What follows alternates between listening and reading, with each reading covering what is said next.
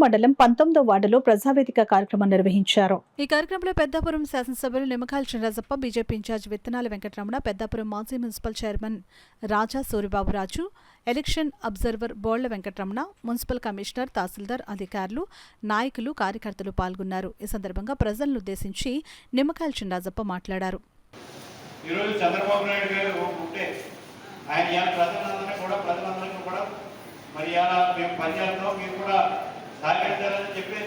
ఎందుకంటే ఎంత ప్రభుత్వం పనిచేసినా ప్రజలు సహకరిస్తే ఈ రాష్ట్రం బాగుపడదు. మీరందరూ కూడా మార్పు రావాలి, మార్పు వచ్చి మన గ్రామాన్ని మనం చేసుకొని మనం పనిచేసేలాగా నీటికి ఉండేలా చూడాలి. ఇవన్నీ కూడా స్వచ్ఛాంధ్రప్రదేశ్గా ఎలా తీర్చిదిద్దాలంటే ప్రజల సహకారం కావాలి.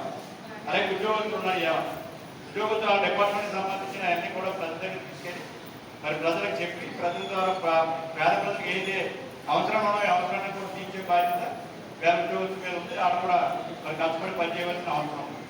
ఎందుకంటే ఇలా ఇప్పుడు రేషన్ కార్డు లేదు, అలాగే పెన్షన్ రావట్లేదు, ఇవన్నీ కూడా సమస్యలు దగ్గరికి చాలా మంది ఇక్కడ ఇవన్నీ కూడా పరిష్కారం చేస్తాం. ఎందుకంటే దాన్ని డేట్ ఇస్తున్నాం, ఇలా పెన్షన్ ఎప్పటి నుంచి ఇవ్వాలి, అలాగే రేషన్ కార్డు ఎప్పటి నుంచి ఇవ్వాలి అని కూడా డేట్, ఆ డేట్లో ఏదైతే ఎవరికి రాలేదు వాళ్ళందరూ కూడా సాల్వ్ చేయడానికి.